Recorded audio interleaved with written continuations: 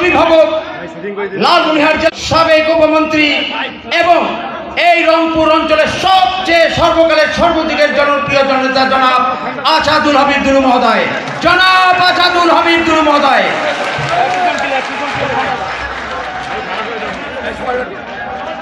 বাতাস দিও ভাই, গরম খুব।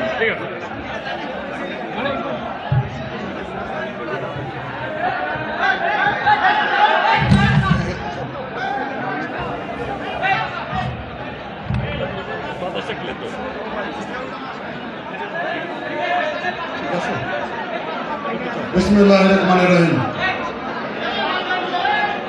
কালীগঞ্জ বিএনপি কর্তৃক আয়োজিত আজকের এই যৌথ সভায় উপস্থিত কালীগঞ্জের মুক্তিকামী সর্বস্তরের ভাই ও বোনেরা, আমার সহসঙ্গী জেলা বিএনপির নেতৃবৃন্দ, কালীগঞ্জের বিএনপি অঙ্গ সংগঠন সহযোগী সংগঠনের প্রিয় নেতৃবৃন্দ, আসসালামু আলাইকুম। হিন্দু ভাইরা আদাব।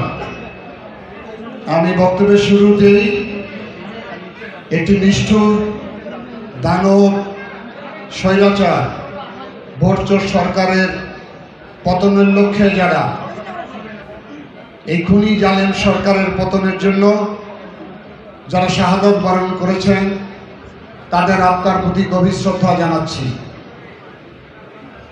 দীর্ঘ 17 বছর যাবৎ আমরা লাগাতার সংগ্রাম আন্দোলনের মধ্যে ছিলাম।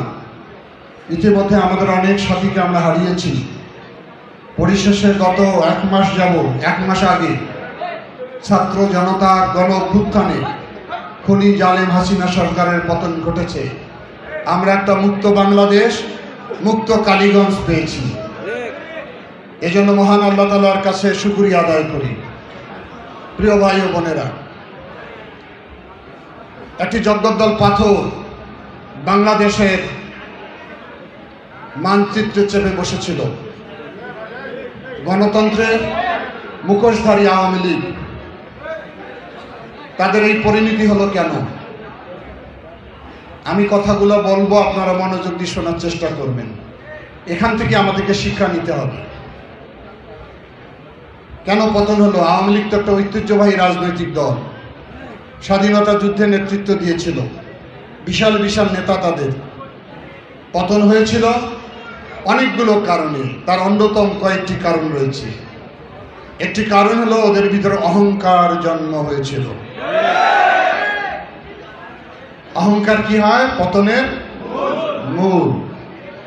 দাম্ভিকতা, ভেড়াম তৈরি হয়েছিল, যার কারণে আল্লাহ আর সহ্য করে না। অনেকেই মাঝে মাঝে বলতেন, দুলু ভাই হাসিনার কি পতন হবে জীবদ্দশায়? আমি বলে, নমরুদের কাহিনী তোমরা জানো না? ফেরাউনকে চেনো না? নমরুদ আর ফেরাউনের চেয়ে হাসিনা কি শক্তিশালী? শক্তিশালী ছিল না। তো আল্লাহ নমরুদকে, ফেরাউনকে যে ধ্বংস করেছে, একই কায়দা হাসিনারও ধ্বংস হবে ইনশাআল্লাহ। তাই হয়েছে। কেন অহংকার হয়েছিল? জনগণের ভোট চুরি করেছিল বারবার। জনগণের যে সাংবিধানিক অধিকার, ভোটাধিকার আমার জন্মগত। 5 বছর পর পর আমি সুযোগ পাবো আমার মনোনীত লোককে নির্বাচনে ভোট দেওয়ার। সেখান থেকে বাংলাদেশের মানুষকে হাসিনা বঞ্চিত করেছিল। শুধু একবার করেছে তা না, 14 সালে এই আসন্ন নির্বাচন হয়েছিল। প্রার্থী ছিল?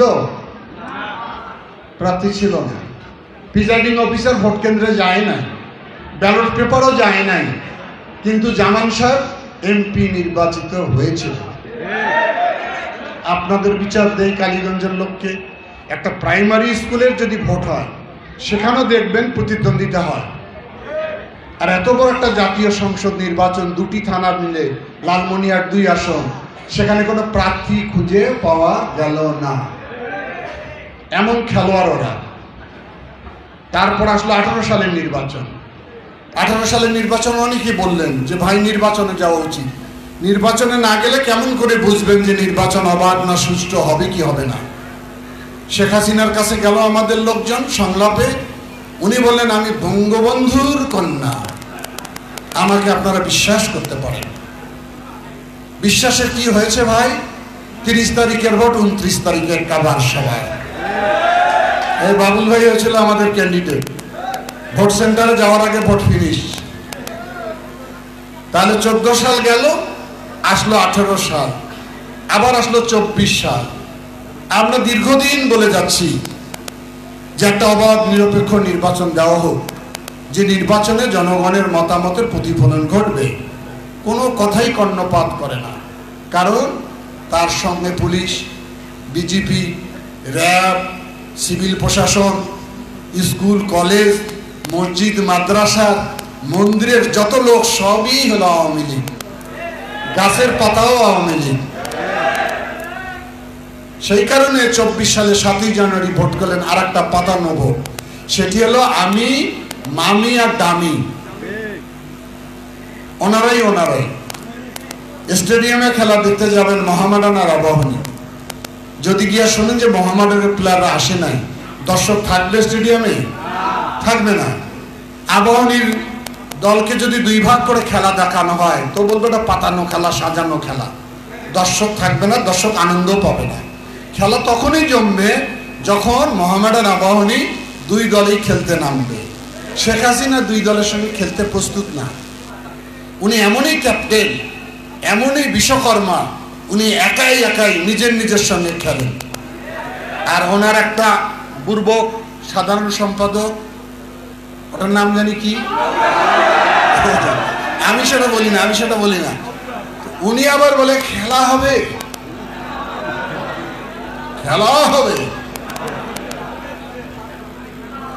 তাহলে 3টা নির্বাচন যদি জনগণের ভোট দিতে না পারে, জনগণের ভোটের অধিকার চুরি করে, তার রাষ্ট্র ক্ষমতায় থাকার কোনো অধিকার ছিল না। আর এই প্রধানমন্ত্রী, একটা পবিত্র প্রধানমন্ত্রী চেয়ারে বসে প্রতিদিন টেলিভিশনে বলে জনগণ আমাকে ভোট দিয়েছে, সেজন্যই তো আমি আছি। আর লোকজন বলে যে টেলিভিশনটা বন্ধ করে। এখন আওয়ামী লীগের লোকও তো ভোট দিতে যায়নি অনেকে। এরকম মিথ্যাচার করেছে জাতির সঙ্গে। এই অবৈধভাবে ক্ষমতায় নির্বাচিত হয়ে ওনাকে আবার সহযোগিতা করেছে আবার জাপান নামে একটি দল, জাতীয় পার্টি। এই যে তাদের যে দীর্ঘ সূত্রিতা হয়েছে ক্ষমতার থেকে বাইরে ফেলানো, তার পিছনে কিন্তু সহযোগিতা করছে জাতীয় পার্টি। তারা যদি সহযোগিতা না করতো তাহলে তার বৈধতা থাকতো না। এই সময়কালে দীর্ঘদিন যাবৎ এই অবৈধ ক্ষমতা থাকার কারণে সে অবৈধ রাষ্ট্র পরিচালনায় দেশকে একটা দুর্নীতির আক্রয় পরিণত করেছে। কিরকম দুর্নীতি?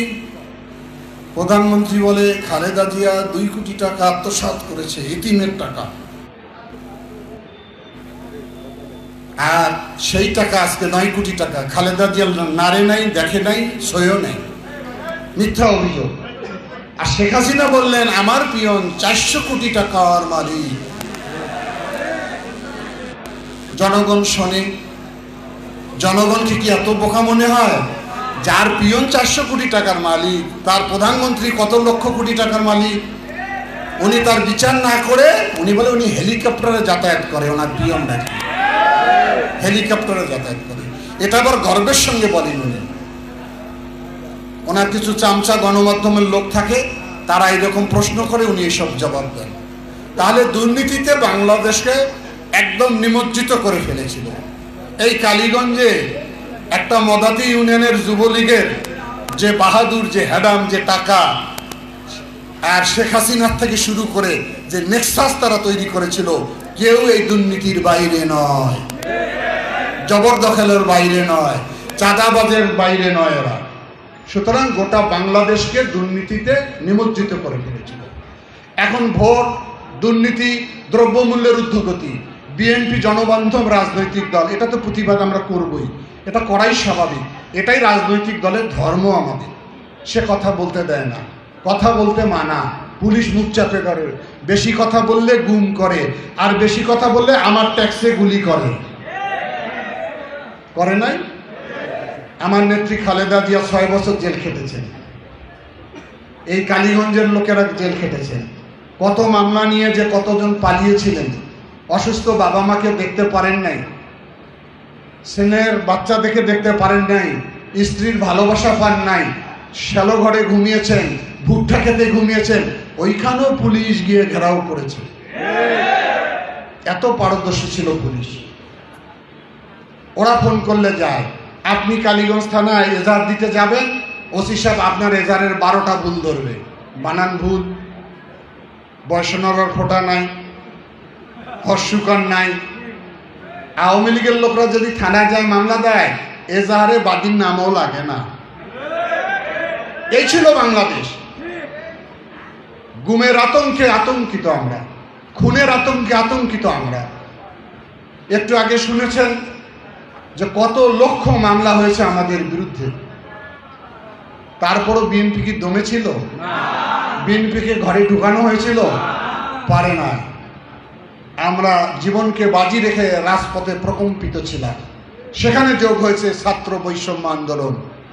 তারা কি বলেছে? তারা একটা ছোট্ট দাবি করেছিল যে মেধাভিত্তিক নিয়োগ দেওয়া হোক।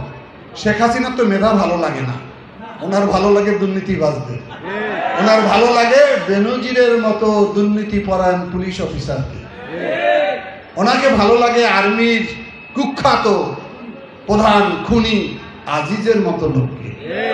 ওনার ভালো লাগে না ডক্টর ইউনুসকে, কারণ ডক্টর ইউনুস মেধাবী, বাংলাদেশের 18 কোটি মানুষের মধ্যে একজন নোবেল লরিয়েট। উনি হলেন ঘুষখোর কি সুদখোর, তারপরে করে রক্ত চোষা, যেমন পদ্মা ব্রিজে টুপ করে ফেলে দেন 2 বার যাতে না মারা যায়। কি পরিহাস, কি ব্যঙ্গ, কি অহংকার শেখ হাসিনা! তুমি মানুষকে মানুষ মনে করো নাই। খালেদা যে অসুস্থ, 80 বছর বয়স, মৃত্যুর সঙ্গে পাঞ্জা লড়ে, তার চিকিৎসার কথা আমরা বলেছিলাম। বাংলাদেশের সংবিধানে লেখা আছে প্রত্যেকটা নাগরিকের চিকিৎসা পাওয়ার অধিকার আছে। তুমি শেখ হাসিনা সেই অধিকার থেকে আমার নেত্রীকে বঞ্চিত করে রেখেছ। তুমি কথাও ব্যঙ্গ করে বলেছ ওনার তো অনেক বয়স হয়েছে, শুনি মরে মরে। বলেন কিরকম প্রতিহিংসা পরায়ণ ছিলেন। আর মহান আল্লাহর অশেষ কৃপা, আজকে খালেদা জিয়া মুক্ত, শেখ হাসিনা পলাতক, পালাটি নাই তুমি বাংলাদেশে। আমার নেত্রী আওয়ামী লীগের লোক আছে কিনা জানি না, আমার বক্তব্য শুনছেন কিনা, তুলনা করি আপনাদের সঙ্গে। কোন দল করেন?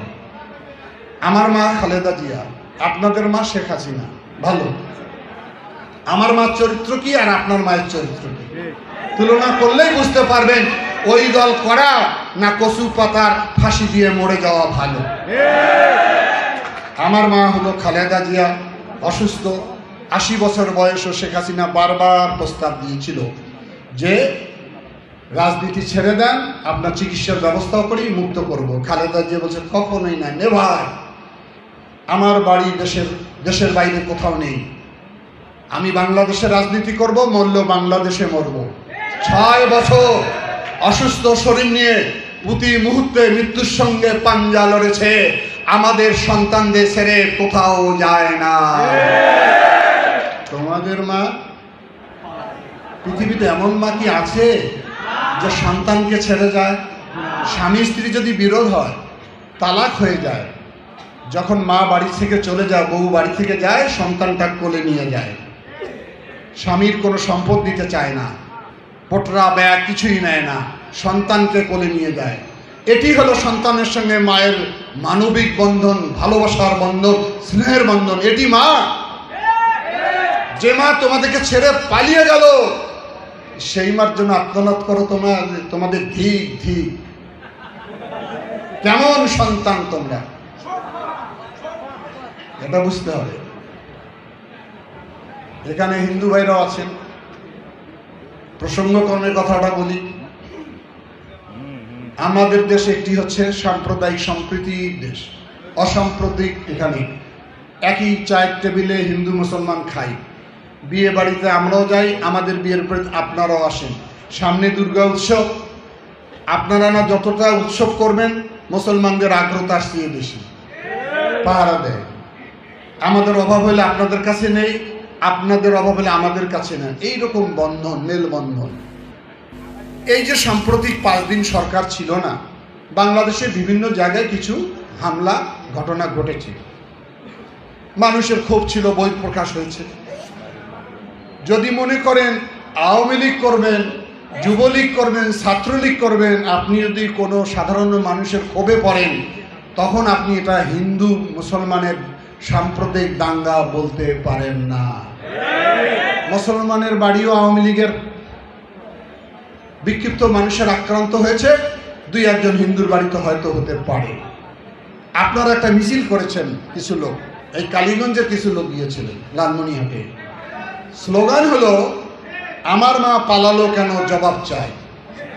আমি জিজ্ঞাসা করি, আপনাদের মা তো দুর্গা মা। দুর্গার আবির্ভাব হয়েছিল, ভাই থামেন, দুর্গার আবির্ভাব হয়েছিল অন্যায় অবিচার জুলুমের বিরুদ্ধে। দুর্গা বধ করেছিল অসুরকে, তারপরে সমাজে শান্তি নিয়ে এসেছিল। অসুর হলো শেখ হাসিনা, অসুরকে বধ করেছে। তোমাদের মা কিভাবে দুর্গা হলো আর শেখ হাসিনা হলো, এটা আমি বুঝতে পারলাম না। এটি একটা রাজনৈতিক বক্তব্য ছিল। আপনারা রাজনৈতিক হাতিয়ার হবেন না। আমরা একসঙ্গে বসবাস করি। আপনাদের মা হলো দুর্গা, আপনাদের মা হাসিনা না। হাসিনা হলো আওয়ামী লীগের মা। কত বড় হ্যাডাম ছিল, যদি আওয়ামী লীগের ব্যানার নিয়ে সেদিন মিছিল করতো, তাহলে দেখতাম কত ধানে কত চাল। সেই জন্য আমরা মনে করি এই সময় কোনোভাবে রাজনৈতিক পানি ঘোলা করার কেউ চেষ্টা যেন আমরা না করি। আমরা একসঙ্গে বসবাস করি, বুকে বুক মিলিয়ে থাকি, হৃদয়ে ভালোবাসা দিয়ে আমরা জড়িয়ে থাকতে চাই। এখন দেখেন, শেখ হাসিনার অনেক দুর্নীতির ইতিহাস বলতে অনেক সময় লাগবে, আমার আর একটা মিটিং আছে। বলতে চাই, আওয়ামী লীগ যে কত বড় ভণ্ড, নির্বাচনে ভোট না দিয়ে বলে জনগণ ভোট দিয়েছে। শেখ হাসিনা বলে যে ফজরের নাম, প্রথমে সকালবেলা উঠে আমি জায়নামাজ খুঁজি, তাসবিহ খুঁজি। ওনারা আবার মোনাজাতের ছবি পোস্টারের ছাপে। এখানে অনেক ধর্মপ্রাণ আলেম সমাজ আছেন, বলেন কোনো মহিলার মা বোনদের ইবাদত করা কালীন ছবি তোলা জায়েজ আছে? তার নামাজ কেউ দেখতে পারবে? ছেলে উপযুক্ত হলেও দেখা নিষেধ আছে। আর উনি ভণ্ডর মতো ছবি তুলে পোস্টার বানিয়েছেন। ওনার এক ভণ্ডর সঙ্গী হলো সালমান প্রমাণ দরবেশ বাবা। দরবেশ বাবার দাড়ি তো দেখছেন? আরে ভাই নাই তো, কিরকম ধবধবা সাদা। আপনারা তো বলছে সেলাই লোকটা ভীষণ পরহেজগার। হ্যাঁ, পরহেজগার না, ভণ্ড। কিরকম ভণ্ড? কোনো মুসলমান যতই নির্যাতন হোক, যতই ভয়ভীতি দেখানো হোক, সে কি নবীর সুন্নত কাটবে? কাটতে পারে? এ দাড়ি কেটে ফেললো, তাহলে কি ভণ্ড না? আর একটা হলো নাস্তিক, শামসুদ্দিন মানিক বিচারপতি, কালামানিক বলেন যাতে, সে একটা নাস্তিক। সে সবসময় মাওলানা, ওলামা, মাশেক, পিসাদ দেখে রাজাকার বলতো। এগুলো সব রাজাকার। জিয়াউর রহমানকে তো রাজাকার বলতোই, তাদেরকে রাজাকার বলতো। সেই ভণ্ডকে আমি দেখি কলার পাতার মধ্যে শুয়ে আছে, দাড়ি সহ। তাদের দুইটা দাঁড়িয়ে ভণ্ডর দাড়ি, একটা হলো কেটে ফেললো, আর একটা নিজেকে আত্মগোপন করার জন্য দাড়ি রেখে দিয়েছে। এই ভণ্ডের দল হলো আওয়ামী লীগ। মানুষকে ধোঁকা দিয়ে 15-16 বছর রাষ্ট্র ক্ষমতা দখল করে বসেছিল না? এগুলোর অনেক ঘটনা, অনেক কাহিনী আছে, সেটা বলতে চাই না। কালীগঞ্জের উপর একটু কথা খালি বলে নেই। আমি জামান সাহেব যখন উপজেলা চেয়ারম্যান, আমিও তখন উপজেলা চেয়ারম্যান, মোতাহার উপজেলা চেয়ারম্যান, শহীদুল্লাহ সাহেব পাটগ্রামের উপজেলা চেয়ারম্যান, সিরাজুল সাহেব আজিজবাড়ির উপজেলা চেয়ারম্যান। ভালো, ওনাদের অনেক বংশ, ওনার বাবা এমপি ছিলেন। ওনাকে খালি একটা কথা বলি, ক্ষমতাকে খেলে আপনার পরিবারের মধ্যে চিরদিন সীমাবদ্ধ রাখার এই দাম্ভিকতা আপনি কেন করেছিলেন? আপনি এমপি, আপনি মন্ত্রী, আপনার ভাই উপজেলা চেয়ারম্যান, আপনার ছেলে উপজেলা চেয়ারম্যান, আপনার ভাই ইউনিয়নের চেয়ারম্যান, সবই আপনারা। আমার তুষভান্ডার কালীগঞ্জের লোক কি হুচু নাকি? কেন কাউকে বিশ্বাস করেন না? কাউকে? আওয়ামী লীগের আরো তো অনেক নেতা আছে, তাকে তো বিশ্বাস করতে হবে দল করতে গেলে, যার জন্য পরিণতি ভয়ানক হয়ে গেল। শেখ হাসিনা বিশ্বাস করেছে পুলিশকে, বিশ্বাস করেছে বিজেপিকে, বিশ্বাস করেছে র্যাবকে, তার সিকিউরিটিকে।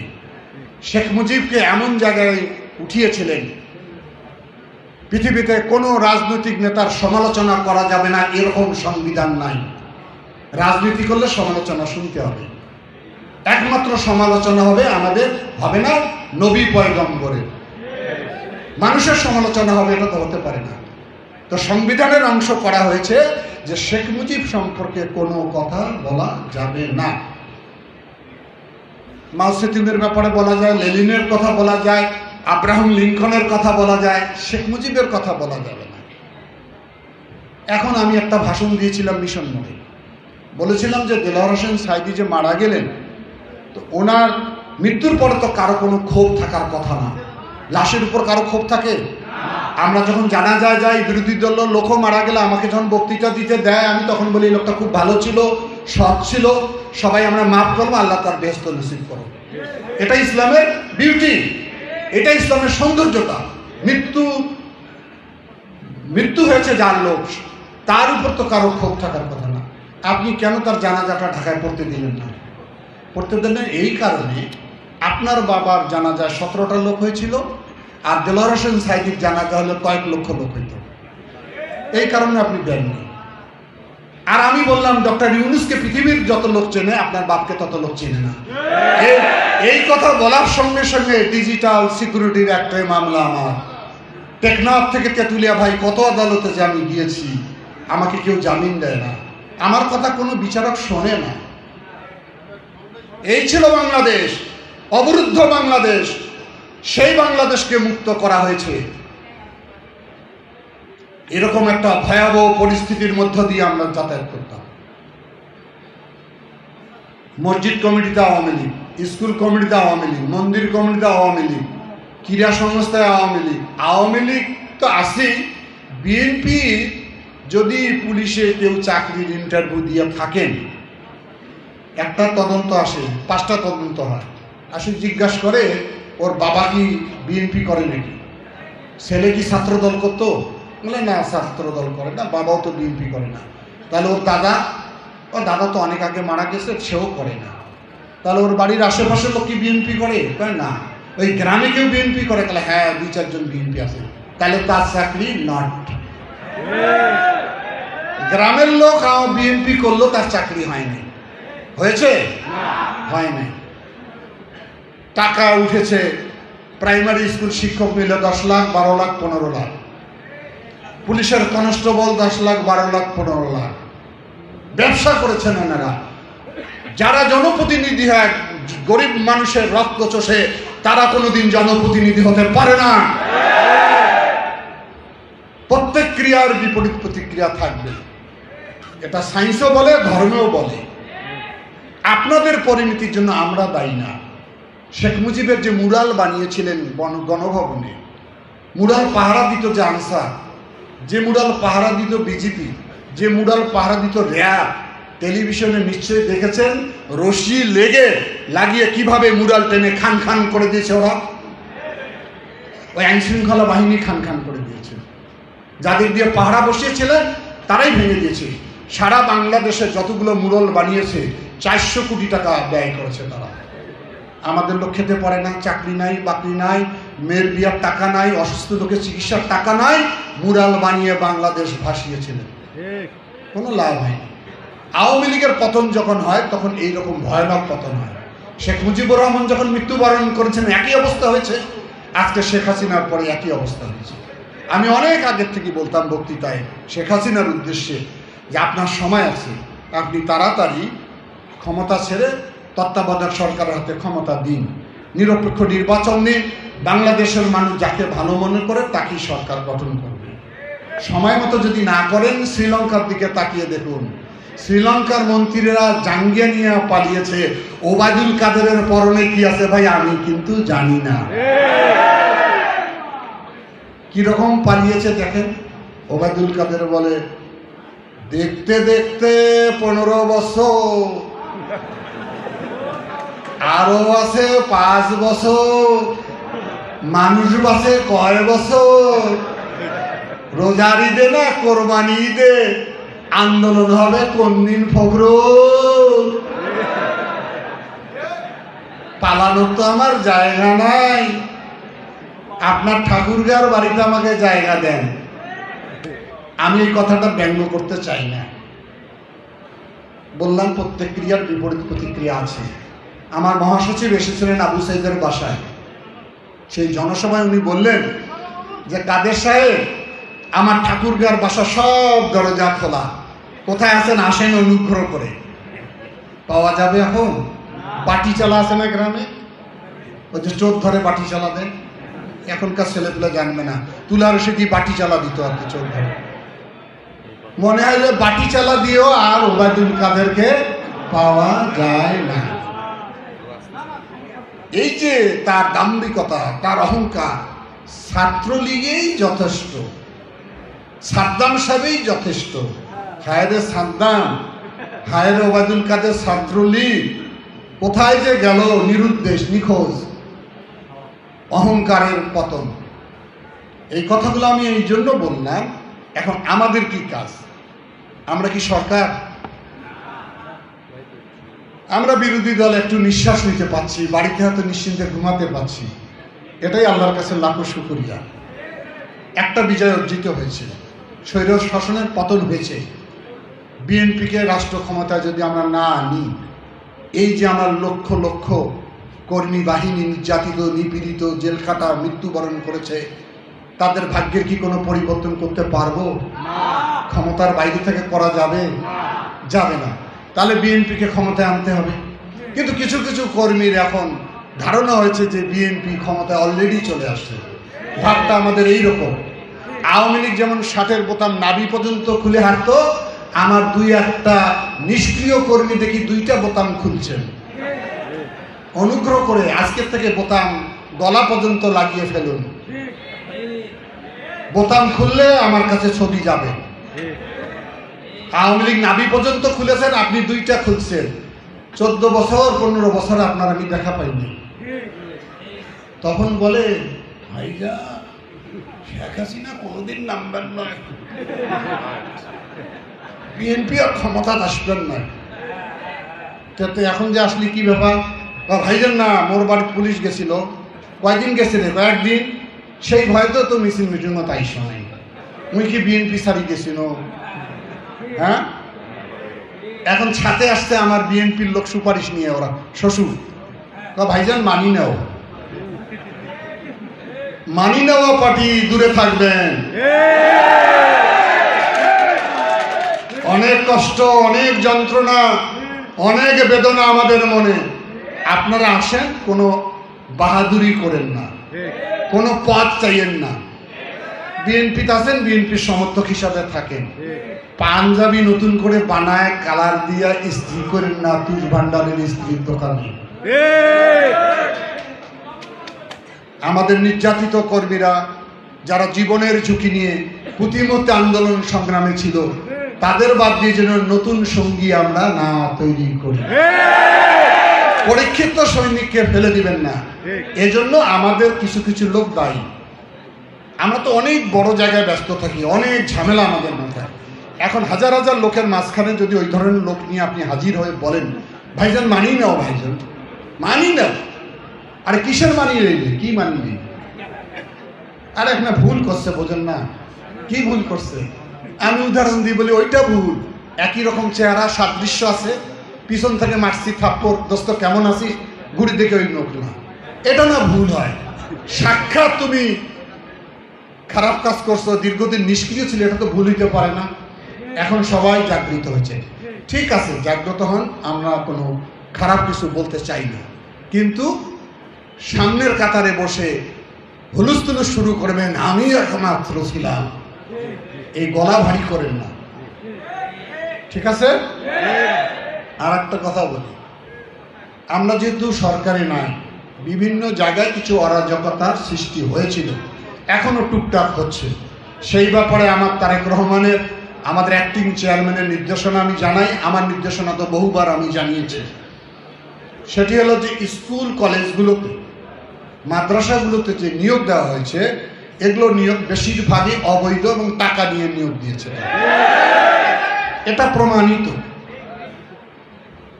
যে লোক বকলম জানে না, সেও হলো কলেজের সভাপতি হয়েছিল না? তারা ভাগ বটনা করছে, শ্বশুর হইল সভাপতি, জামাই হইল প্রিন্সিপাল, বউ হইল ভাইস প্রিন্সিপাল, বেটা হইল কেরানি। হয়েছে এগুলো? এগুলো ভাই একটু সময় দেন। মাত্র আমাদের 20-22 দিন গেল, সরকারে আসি নাই, এগুলো সব আমরা তদন্ত করব। অভিযোগগুলো আপনারা জেলা প্রশাসক ইউনো সাহেবকে দেন লিখিতভাবে, কাল্পনিক গল্প বানাইয়েন না, সত্য ঘটনা, কার কাছে টাকা নিয়েছে, কিভাবে অন্যায়ভাবে নিয়োগ দিয়েছে তাদের কাছে জমা দেন। এটা তদন্ত হবে, প্রত্যেকটা দুর্নীতিবাজদের বিরুদ্ধে আমরা বিচার করব, আইন করব। কিন্তু আপনি আমি আইন হাতে তুলে নিতে পারি না। কেন পারি না? আওয়ামী লীগ যা করেছে ওই কাজ যদি আপনিও করেন, আপনারও অবস্থা কিন্তু একই রকম হবে, একই পথে যাবে। বিএনপি একটা জনমানব দল, এখানে কোনো ঘুণ ধরুন, প্রথমে যদি ঘুণকে ডাইমোক্রন দিয়ে না মারি আমি, দেখা যাবে এই ঘুণ আস্তে আস্তে হলং করে দেবে আমাদেরকে। আমরা যে কিছুদিন পর জনগণের সামনে ভোটের জন্য বলবো, জনগণ বলবে যে এই যে এই যে এই যে এগুলো তো ভেজাল, ভেজাল লোক নিয়ে আপনি ভোট চাবেন? বিএনপিটা একটা নির্ভেজাল দল। আমাদের চিন্তায় মগজে ওই ধারণা এখনো কাজ করে, আওয়ামী লীগ খাইছে ভাইজান, আমরা 2 দিন খেলে কি হয়, কি হয়? আওয়ামী লীগ তো পালাইছে, পাশের দেশে জায়গা আছে, তোর কিন্তু পালার জায়গাও নেই। তোর তো পুড়িয়া গ্রিল বানিয়া ওই তুষ ভান্ডারের দোকানে ঝুলি থেকে রেস্টে গেল। আমার কথাগুলো হয়তো খারাপ লাগে অনেকে, এটাই বাস্তব। আমরা যদি এই চেতনা, এই বিপ্লব, এই গণ অভ্যুত্থান থেকে শিক্ষা গ্রহণ না করি, আমাদের পরিণতিও সামনে ভয়ানক হবে। আমরা মানুষের ভালোবাসা চাই, মানুষের হৃদয় চাই, মানুষের সমর্থন আমরা চাই। কারণ ওই ভোট আর হবে না জামান সাহেবের মতো ভোট, রাইতের বেলা পুলিশ সিলমারি বাক্স ভর্তি করে দিবে, ওই ভোট হবে না। সুতরাং ভোট যেহেতু নিরপেক্ষ, অবাধ, সুষ্ঠু হবে, সে কারণে ভোটারের প্রয়োজন হবে। ভোটারকে ভালোবাসা না দেখিয়ে কাই কোনটা দখলে ব্যস্ত হয়ে পড়ছেন ভাইয়েরা না। 5 দিনের সুখ নিয়ে 5 বছরের সুখ হারাইয়েন না।